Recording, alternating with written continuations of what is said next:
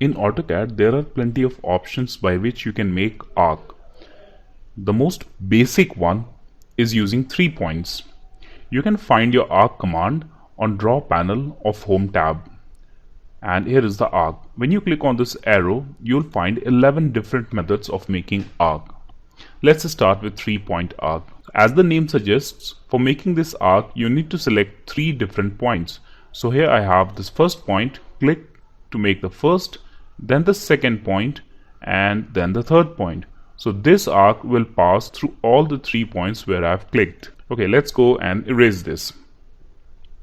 Click on this arc again. Now next is start, center, end. Again, as the name suggests, you first need to click on the starting point, then center point, and then end point. Let's select this arc. Let's suppose that B is the starting point for arc. Now the center point will be A. And now you can directly see that here we have this arc.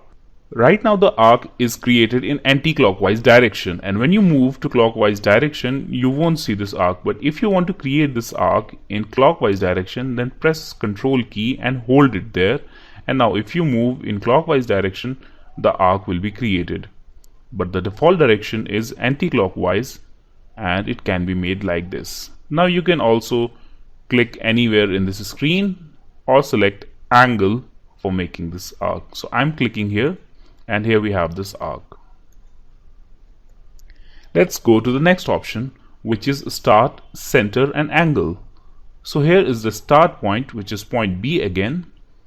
A becomes the center point, and now we need to specify a particular angle, and this will be the included angle of arc. So let's say that we want to include it in an angle of 30 degrees. So type 30 on command line and press enter. Now this arc has been made, and if you connect this center point with this end point, and if you measure this included angle, then this should be equal to 30 degrees for this arc. Let's erase these 2 geometries. Now the next arc is start, center, and length. For this arc, again you need to specify a starting point, a center point, and now you need to specify length of this chord which connects these 2 endpoints.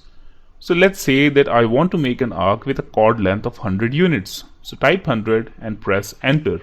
Now if you make a line which connects this point to this point, then length of this line will be equal to 100 units. Let's get rid of these geometries. Now let's move on to the next one, which is start, end, and angle. So obviously in this case you need to click on the start point of arc, which is B in this case, then the end point, not the center of arc, and then you can see that this arc will be restricted in between these 2 endpoints. Now you need to enter the angle, the included angle of this arc. Let's say that I want to include an angle of 90 degrees, so type 90 and press enter. Now if you make a line which connects these 2 endpoints with the center, then these 2 lines are making an angle of 90 degrees, which is the included angle. So let's get rid of these geometries. Now the next one is start, end, and direction. For making this arc, you need to select the starting point, then the end point, and now you can see that an arc is made with these 2 values, and this is following the tangent. Your cursor will follow the tangent. All you need to do is specify a direction in terms of angle.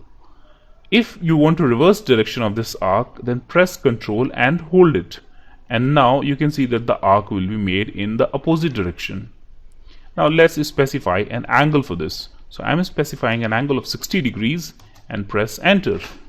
So now here we have an arc made in such a way so that if we draw a line that starts from this point and which is tangent at this point and extends, then the angle made by this line with the positive direction of x-axis will be equal to 60 degrees.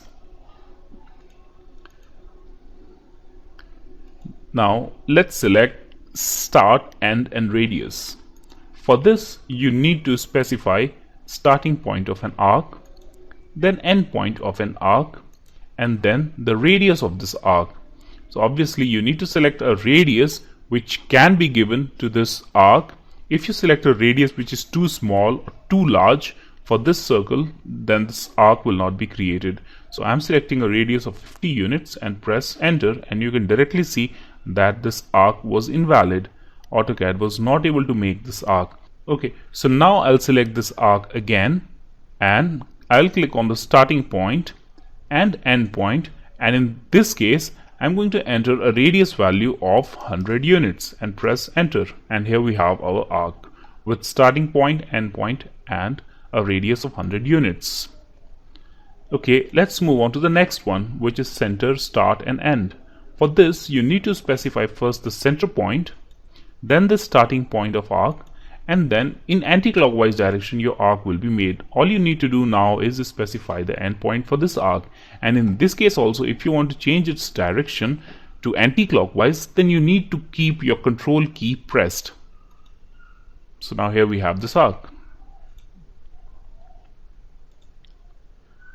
For center, start and angle, you need to first select the center, then the starting point, and now the included angle of this arc. So it's similar to the one we have already discussed. So type angle 30 and the angle of 30 degree will be created. So if you join this with this point, this end, then the included angle will be equal to 30 degrees.